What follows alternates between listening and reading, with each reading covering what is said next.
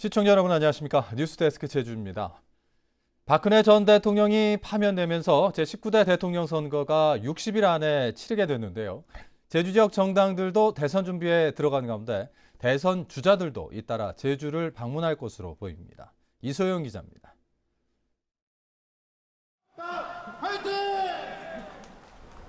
바른정당 제주도당이 도당 개소식을 갖고 본격적인 대선 체제에 들어갔습니다. 원희룡 제주도지사와 도의원들은 물론 중앙당 지도부도 한자리에 모였습니다. 바른정당은 대통령 탄핵에 앞장섰던 자신들의 결정이 옳았음이 증명됐다며 앞으로 대통합을 이루겠다고 강조했습니다.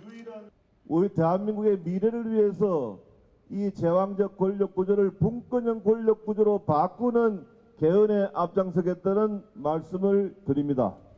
중국의 사드 보복으로 제주 지역이 큰 피해를 입고 있다며 정책 간담회도 열었습니다. 정부와 제주도가 참여하는 대책협의체를 구성하고 무사증 입국 확대와 크루즈 입국 절차 개선도 법무부와 논의하겠다고 밝혔습니다. 앞으로도 비슷한 일이 생기면 또 피해가 클 것이기 때문에 이번 기회에 어떻게 하면 다시 이런 일이 일어났을 때 우리 피해를 줄일 수 있는지를 고민하는 그런 전기로 삼아야 할 것 같습니다.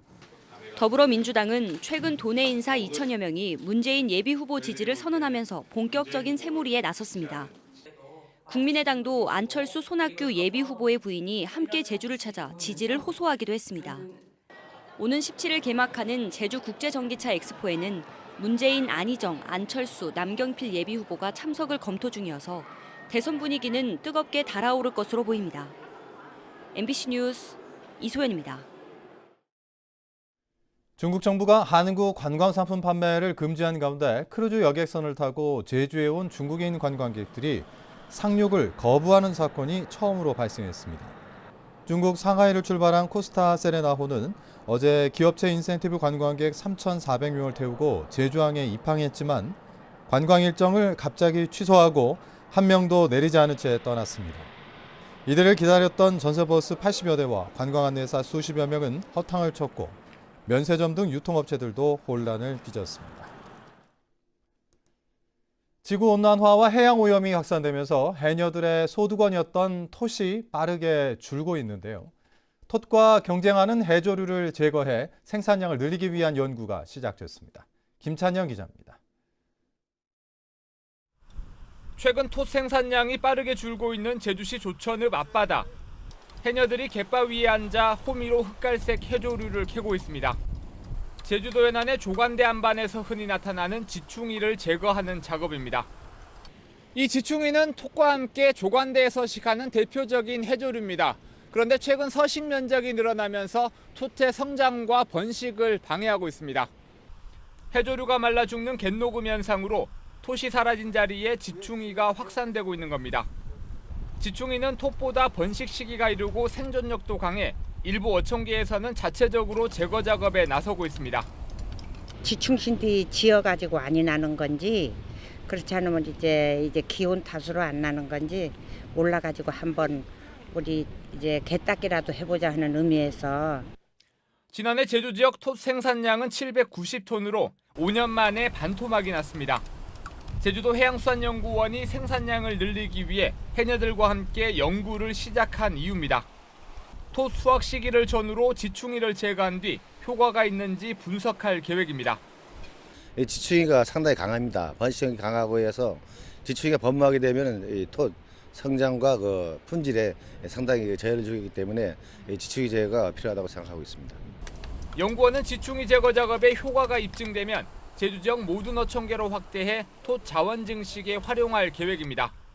MBC 뉴스 김찬년입니다.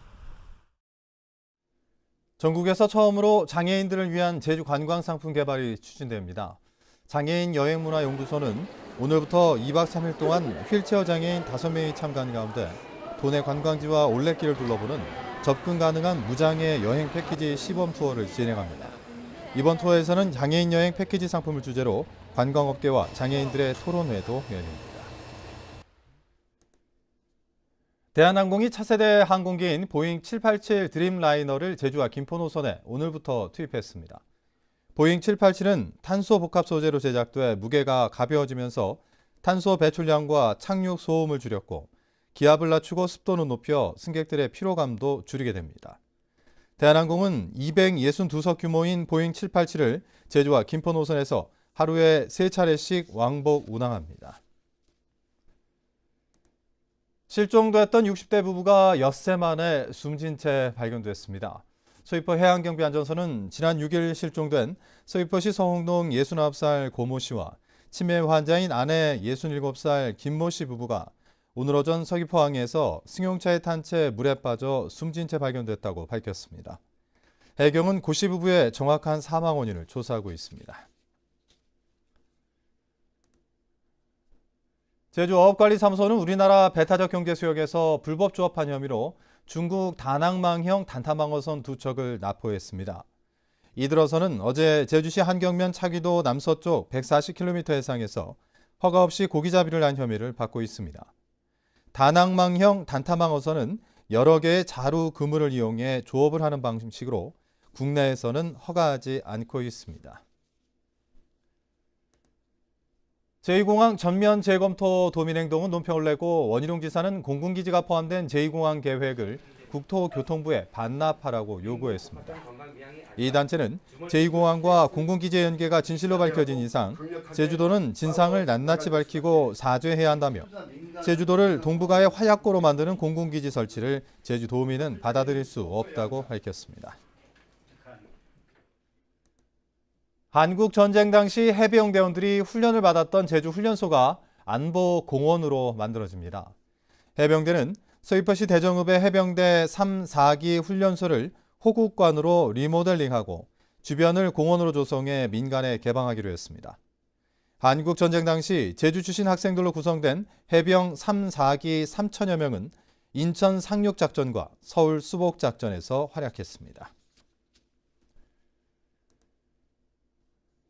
제주대병원이 만성적자에 시달리고 있는 것으로 나타났습니다.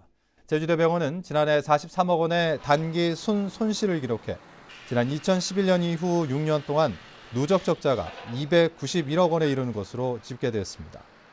제주대병원은 지난해 의료 수익이 120억 원 증가했지만 국립대병원이 사학연금에 편입되면서 인건비도 95억 원이 늘었습니다. 행정체제 개편안을 모색하기 위한 지역별 도민 설명회가 열립니다. 제주도 행정체제 개편위원회는 내일 애월읍과 한림읍 사무소에서 행정체제 개편안 도민 설명회를 여는 것으로 시작으로 오는 21일까지 12개 읍면동에서 지역별 설명회를 개최합니다. 이번 설명회에서는 기초단체 부활과 행정시장 직선제, 현행체제 유지안을 도민들에게 설명하고 의견을 수렴하게 됩니다. 이른바 먹튀 논란이 일고 있는 투자진흥지구에 대해 제주도가 실태조사에 나섰습니다. 제주도는 이달 한 달 동안 도내 모든 투자진흥지구를 방문해 투자 실적과 사업 추진 상황을 파악하고 사업 추진이 미진한 곳은 행정조치를 내리겠다고 밝혔습니다. 이상으로 뉴스데스크 제주를 마칩니다. 고맙습니다.